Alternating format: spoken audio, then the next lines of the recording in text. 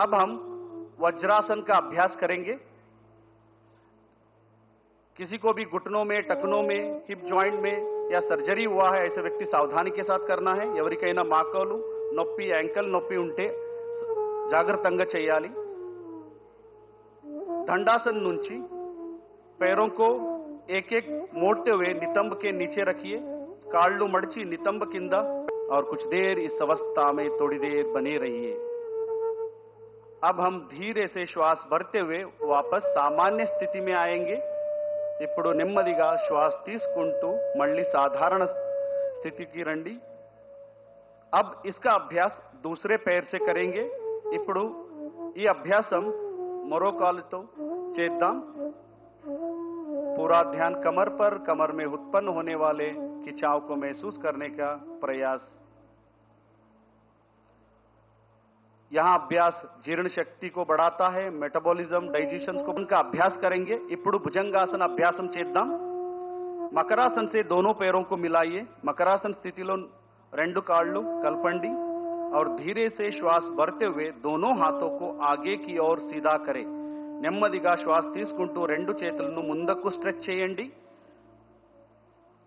और श्वास छोड़ते हुए दोनों हथेलियों को छाती के पास लेके आइए। श्वास వదులుతూ రెండు చేతులను ఛాతీ దగ్గర తీసుకురండి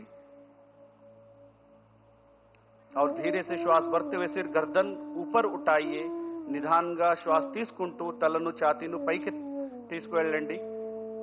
इस अवस्था में थोड़ी देर बने रहिए। अब हम वज्रासन का अभ्यास करेंगे।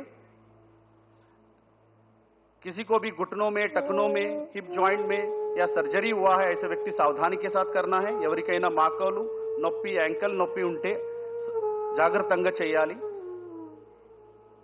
दंडासन नुंची पैरों को एक एक मोड़ते हुए नितंब के नीचे रखिए।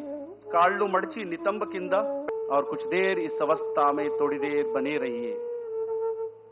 अब हम धीरे से श्वास भरते हुए वापस सामान्य स्थिति में आएंगे। ఇప్పుడు నెమ్మదిగా శ్వాస తీసుకుంటూ మళ్ళీ సాధారణ స్థితికి రండి। अब इसका अभ्यास दूसरे पैर से करेंगे।